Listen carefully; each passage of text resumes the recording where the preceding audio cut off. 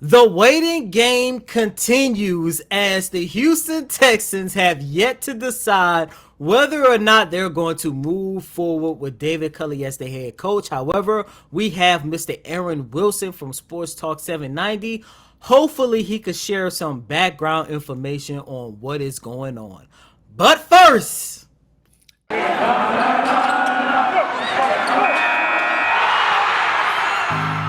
You are Locked On Texans, your daily Houston Texans podcast. Part of the Locked On Podcast Network, your team every day.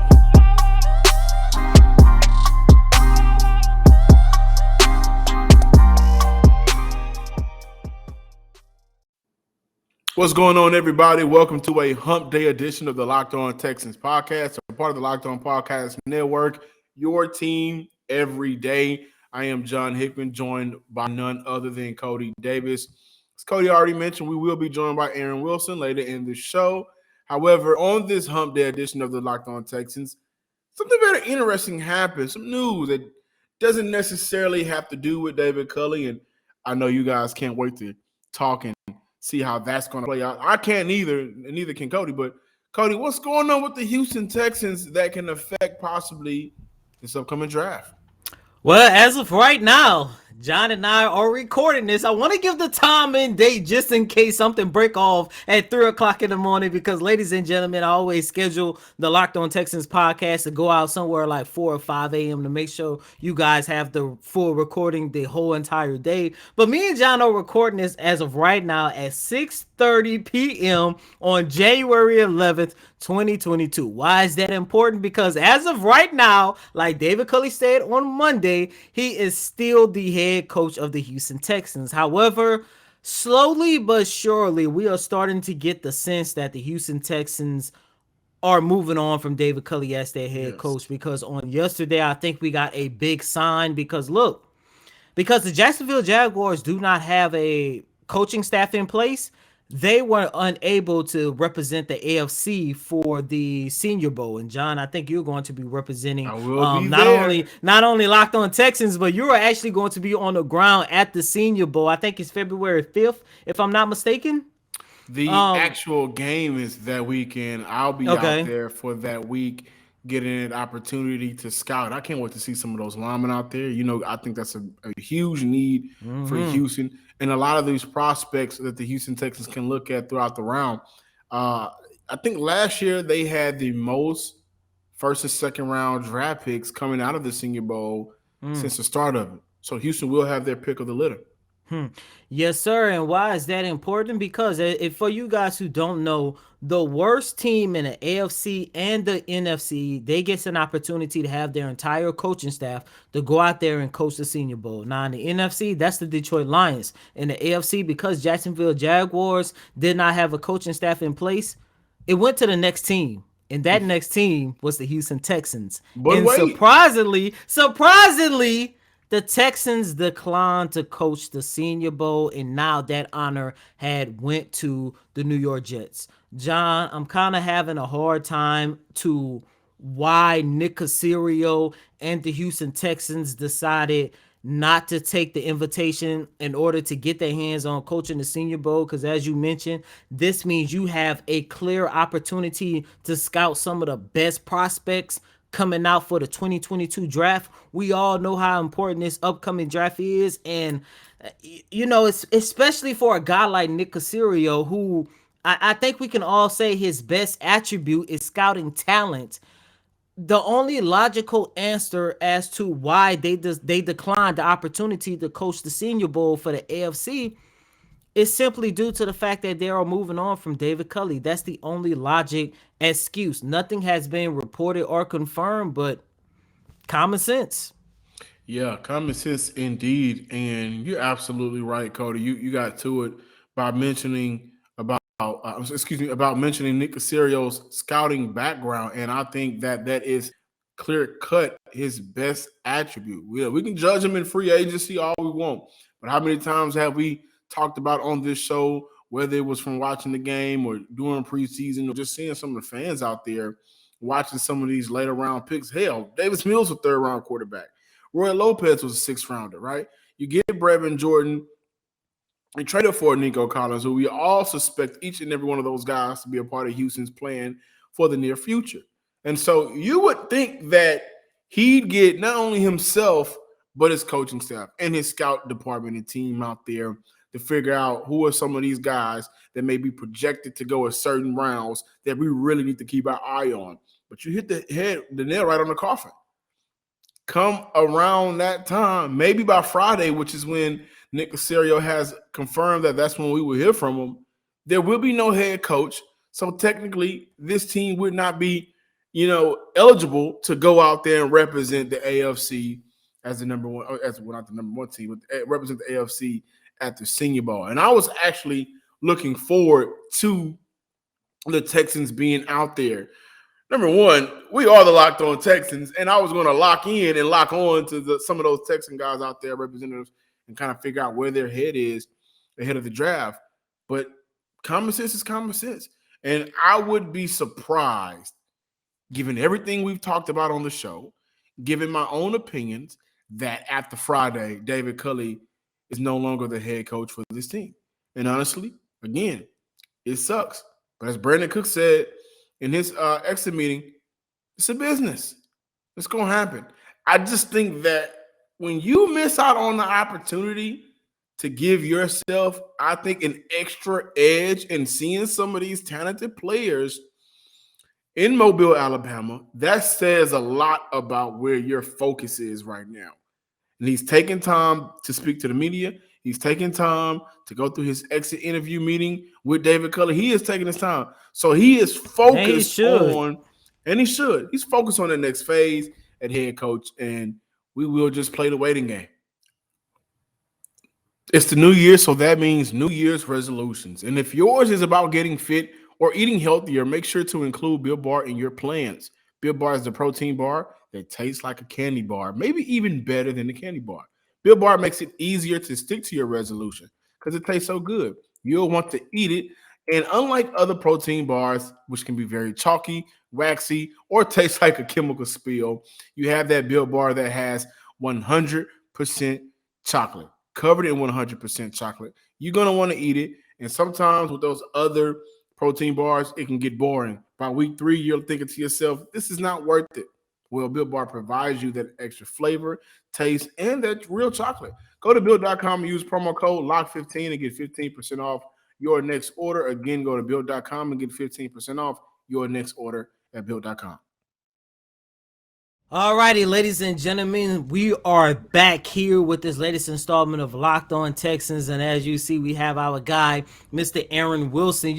I kind of consider myself plugged in on what is going on with the organization, but I don't think nobody in the city of Houston, not just with the Houston Texans, but in the NFL in general, is more plugged in than my guy, Aaron Wilson. Aaron, what's going on, my guy? Yeah, what's up, Cody?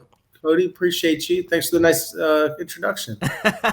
No worries. So, Aaron, I got to ask you right off the bat, in your opinion, and what you can actually share, what is going on with the Houston Texans and whether or not they're going to bring back David Culley? Because you and I, with the rest of the Houston media, we stood there in a media scrum on Monday, and not just on Monday, but Sunday as well, after the season finale against the Tennessee Titans. Every time we asked David Culley, it seemed like he was really confident about the possibility of him returning as the Texans head coach, but we haven't heard anything yet. Right. Well, it's more important not what people say. Actions speak loudest, right, Cody? So he's still the coach, and they are evaluating him. I reported early Sunday morning, first reported that he is under review along with the entire coaching staff. What that means is that your job is not safe, and that remains the case. Not safe. Doesn't mean that firing is a certainty. It means that they are contemplating their options, and that means when you look at the marketplace, what else can you get? Who do you have the relationships with? Who are you in alignment with? And do you feel like David Culley should come back for a second season? And while those are, fairly complex questions, and there's no necessarily clear-cut right or wrong answer. It's just how they feel. And that means Nick Caserio, Cal McNair, Jack Easterby, the people that will be, discussing this and making their decision. When you think about the whole deal with Culley, yes, they overachieved with a deficient roster. Yes, the guys played hard.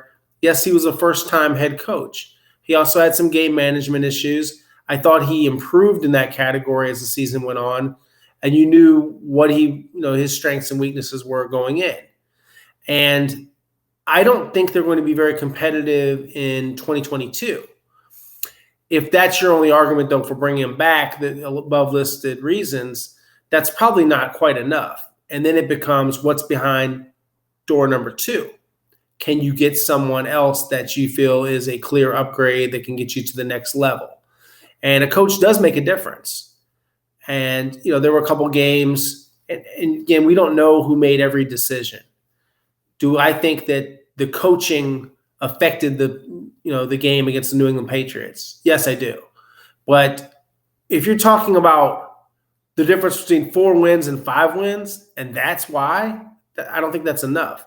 And if you're going to do better with analytics and embrace them more and also run a more wide open offense, then you see growth from him. They did make progress in the end of the season. And I don't think it's like I said, not really necessarily a right or wrong answer. It's just whatever they prefer. It's their football team. One thing, too, I want to point out, Cody, is for a team to not have the decision, there's so much impatience, and I understand that. But for the fans and the media that feel like they have to have an answer, I want to know on Sunday. I want to know on Monday. I want to know on Tuesday as we tape this what's going to happen. Why do they need to know? There won't be a football game played until September, a regular season game. There's a lot of time to think this over and get this right. If that takes another week, or if it takes until the end of this week, I don't see how anything is lost. And then there's been a lot of, people feeling bad for David Culley, as he said very strongly. Don't feel sorry for me. He'll be just fine. If he's fired, he can get another job. He'll have a $4 million buyout. He will have made all the money he made this year, and he can get another assistant coaching job, or he can retire. And some friends of his, they told me it wouldn't surprise them if he lost his job if he retired. He's 66 years old. There's a lot that can happen. And there's a lot of coaches that could be in the mix, and I'm happy to break down all of those with you. That said, I know that for anyone that lives this and, is really intensely following it, it might feel like an eternity. It has been 48 hours. And I would just say people should have a little bit of patience. I mean, I'm watching some folks, their approach to social media, need to calm down. It's been 2 days. I've covered coaching searches before. They are more unpleasant than the firing. The firing is the ripping off of the Band-Aid. If you're a media person, it's a lot of work. It's a lot of heavy lifting. We did that a year ago. And it takes a lot of time to get a search right. And I would expect with Nick Caserio for it being an exhaustive process, very detailed. But if there are a few coaches, if he could get, then I think they'll move on. My understanding from league sources is that there's a chance David Culley stays if those coaches are not available to the Texans or they don't feel like they can work something out. So this could go in either direction. I know everyone wants an answer, but the true answer is he could be fired, he could stay. And the fact is that they're considering it.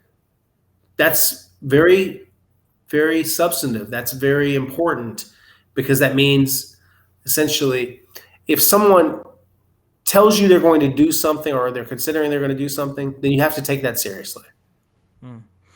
Aaron, I kind of want to save this answer last, but I'm going to, move it up a little bit on the ladder here, because I know our listeners and viewers are dying to know. In a situation where the Texans could move on from David Culley, what are you hearing, and what can you share about some potential candidates that can actually come in and take the helm as the Texans' new head coach? Right. Well, the field of potential candidates, and this is not a vacancy yet. This is still a Mm-hmm. currently held job. I must emphasize that. They would be interested in Josh McDaniels, the Patriots offensive coordinator. My understanding is that he wants to remain in New England at this time. Mm-hmm. And there are some other jobs, and rightfully so, that could be more attractive than the Texans. Yes, he has a background college football teammate of Nick Caserio's. The Las Vegas Raiders are something to think about. The Minnesota Vikings, the New York Giants. There's a lot of jobs open. And the Texans aren't necessarily the first pick for every, job candidate. That's why they're free agents. They have freedom of choice. They can choose if they want to come. Gerard Mayo, who I wrote about last year, is someone that they have a lot of respect for and ties with the Patriots. And he is interviewing with the Denver Broncos, and I think he'll get at least one other interview from another team. So Brian Flores, who's fired from the Miami Dolphins, he'll interview with the Chicago Bears. I expect him to interview with other teams as well. I feel like Brian, you have to look closely into how he operated as the head coach with the Dolphins. And he was very combative behind the scenes. He was a big proponent of trading for Deshaun Watson, which caused friction with the management, with Chris Greer, with the owner, Stephen Ross, with Tua Tagovailoa. And it became a problem, as well as the shuffling of the coordinators, the way the players were treated. And, in fairness, some, wonder, is that a good fit? Is that going to be the kind of alignment that you want to have? They have a good relationship. They all worked together before, but is Flo the dude to bring in here?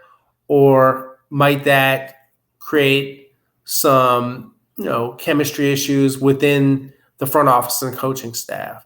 So, you have to do your due diligence. You need to talk to Stephen Ross. You need to talk to Chris Greer. You need to talk to players. It requires some homework to be done to decide if is Brian Flores the guy. But he's definitely a strong leader, and he's a winner. I think that they would have to have a very, very clear understanding of who is the boss, and have that kind of clarity before he could be considered a candidate. So where does that leave you? If he's too much, if they don't feel comfortable, I don't know if they do. I don't know if they don't. But that's something that's been brought up today by a lot of people around the league. And you can, look at the reports out of Miami, and I've verified many of them, and I've got my own information.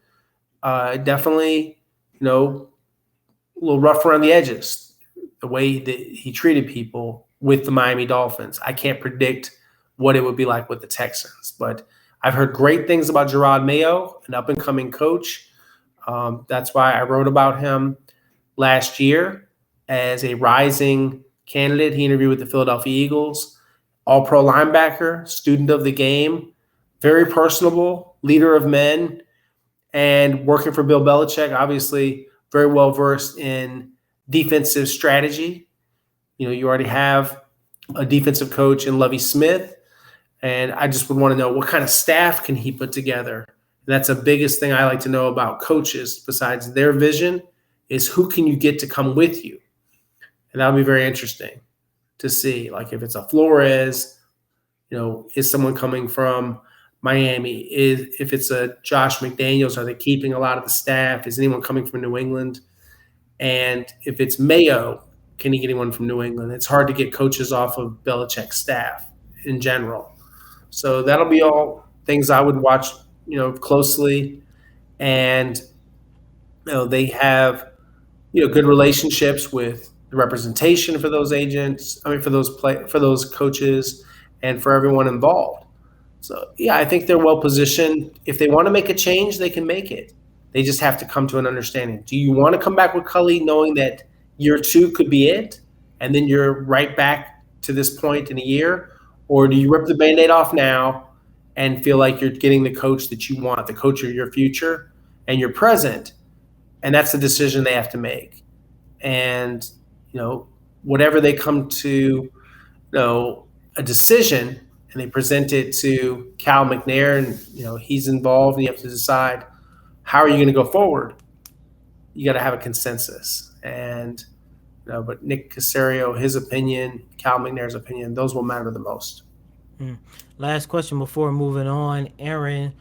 How would you evaluate David Culley here in his first season as the head coach of the Houston Texans? I understand, his record wasn't the best at 4-13. However, I would say he did exceed expectations because a lot of people thought that this was going to be a one-win team. Some people thought that this was going to be the first 0-17 team in NFL history.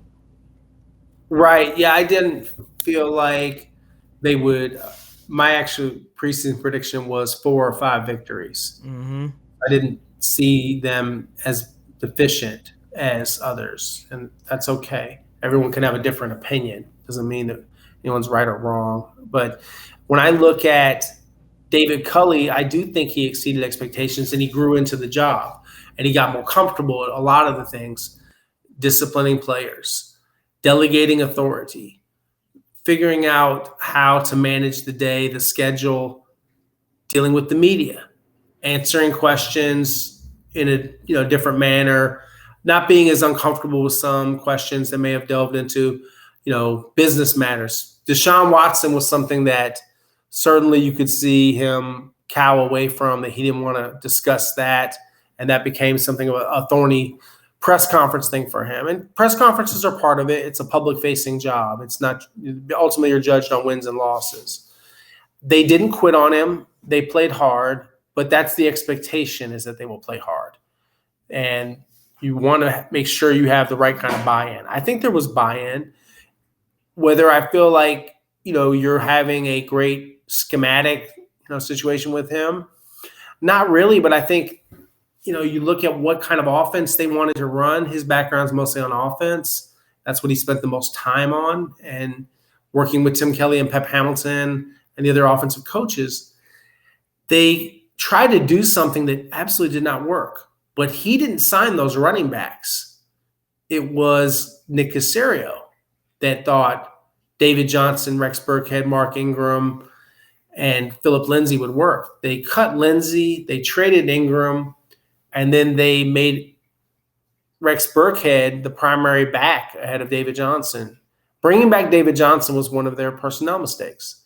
I think he did fine. I would just say that it wasn't like he set the world on fire, but he sure didn't, it wasn't a total failure. He had some growing pains, as most rookie head coaches will.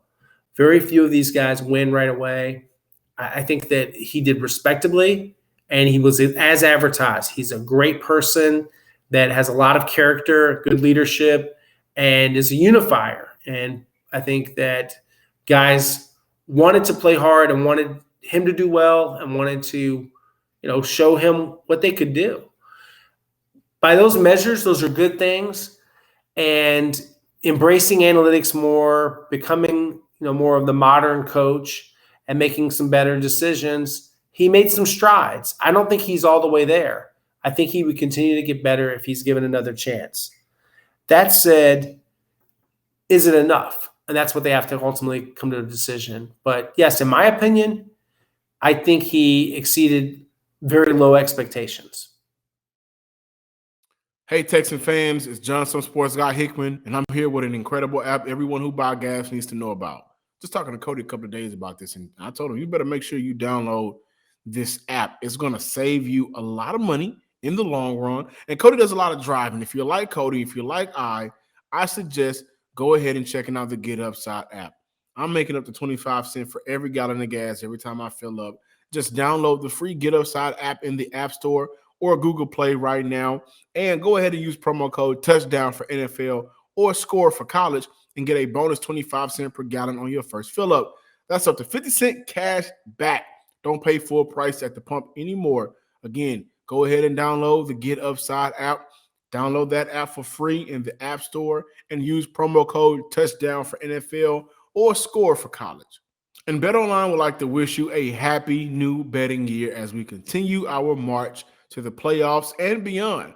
BetOnline remains the number one spot for all of sports betting wagering this 2022 year. The new year, you know what they say, new year, new me, but they do have a new updated desktop and mobile website to sign up today and receive your 50% welcome bonus on your first deposit. Just use promo code Locked On to get started. Guys, BetOnline has you covered from football, basketball, hockey, boxing, UFC, right down to your favorite Vegas casino games. Don't wait to take advantage of all of the amazing offers available for 2022. BetOnline is the fastest and the easiest way to bet on all of your favorite sports because BetOnline is where the game starts. Welcome back in, ladies and gentlemen, to this Wednesday installment of Locked On Texans. Once again, guys, we are recording this. It is now 7 o'clock on a Tuesday afternoon, and David Culley is still the head coach of the Houston Texans. I'm just throwing it out there just in case you guys click on this podcast and then something happened. But as you guys see in here, we have our guy, Mr. Aaron Wilson from Sports Talk 790. Aaron, in an event, David Culley does remain as the head coach of the Houston Texans. What kind of shakeup can we see in regards to his coaching staff, especially the offensive coordinator and Tim Kelly? I think that staff changes are a likelihood. Whether Tim is back may hinge on what they do as far as Pep Hamilton. Does Pep stay? Does Pep go to the Carolina Panthers or another team? The Panthers are the only team that's requested him as the offensive coordinator so far. Could he be back if he doesn't land the job? Would he want to move on? Those are all questions that are unanswered. And for Tim, the offense was statistically very poor. I think a lot of the offense was just designed to simply not get the quarterback killed. I mean, they ran some very conservative things at times. They didn't have a great offensive line. They didn't have Laramie Tunsil for the majority of the season because of the thumb surgery. And they didn't have a good running back to hand the ball off to. They didn't have any explosive receivers besides Brandon Cooks. So you look at all of those factors, I'm not sure what Tim was supposed to do, but at times it looked pretty good, especially the hurry-up mode against the Titans there in the second half with Davis Mills, slinging it a little bit. And then, the Chargers victory. And I don't know what happened to the Chargers that day, but they did not show up. And certainly not having Joey Bosa and Austin Eckler, major factors. But they won. But the 189 yards really does feel fluky compared to the way they normally run the football. So I have to take that as kind of a statistical anomaly. And you had Cole Toner and Jerron Christian opening big holes for Rex Burkhead and him running through them. But we never saw that for the majority of the season. So I have to go off of what I saw from the press box and what you see on the tape, which is a team that can't run the football. That said, I think there could be a change of one of those two gentlemen. You could see when you think about the defensive side, was there anyone that really jumped out, a unit that, we've got to move on from him? I think people get opportunities. We often don't know the dynamic within the building, who was considered a fit, who was considered a harder worker, all of those things. So that's something that they'll make some decisions. But I don't see every single coach coming back. But that is the normal churn that you see in the NFL. Last question before getting out of here. You mentioned Pep Hamilton, and we all know how important Pep was to the success of Davis Mills we saw, especially during the second half of the season. What can the Texans do in order to keep Hamilton on this staff? Because I'm under the belief that in order for Davis Mills to continue developing, you have to keep him with a guy he already has chemistry and camaraderie with, and of course a guy who already knows his play style. Okay. Well, I disagree. I don't share that opinion. I feel like when you look at him, Pep did a great job with him, but there are scenarios where you could have Tim coach the quarterbacks because he's capable of doing that. He's done that before. He's done that with Deshaun Watson. They have a comfort level too. And I never look at one assistant coach and say, wow, you can't lose this guy. And I felt that way. I covered Marvin Lewis when he was the Ravens defense coordinator. And that's when they had the best defense ever, and people thought the world was ending. But Ray Lewis was making the tackles. Ed Reed was intercepting the ball. So everyone is replaceable. I just, I like Pep too, but I think that people are going a little far. And this offense isn't that great anyway. So if you have to change the quarterback's coach and bring in someone new, so be it. That's okay. That might happen. I don't even know if he's getting the job. He's just on the list of people they want to interview. They want to interview Bill O'Brien too. Although you really want Bill O'Brien as much after Alabama's national championship, they really laid an egg there, and Bill didn't look like he, was too composed in the press box. It looked like he's having a tough night in the coaching booth. So I don't know. I mean, I don't look at it like you have to keep Pep Hamilton or Davis Mills will regress. Davis is, going to get better on his own. And I think, that's something we have to look at. That was Aaron Wilson from Sports Talk 790. Please remember to follow Aaron Wilson on Twitter at Aaron Wilson _NFL. Like I mentioned, he is one of, if not the best guy who is plugged into everything that is going on off of 610 and Kirby. But ladies and gentlemen, that concludes this Wednesday installment of Locked On Texans. As always, I'm your host, Cody Davis. Please remember to follow me on Twitter at Cody Davis _24. Once again, that's Cody, COTY DAVIS _24. And of course, please remember to follow my co-host, John Sports Guy Hickman at John _Hickman 12. Until next time, ladies and gentlemen, peace.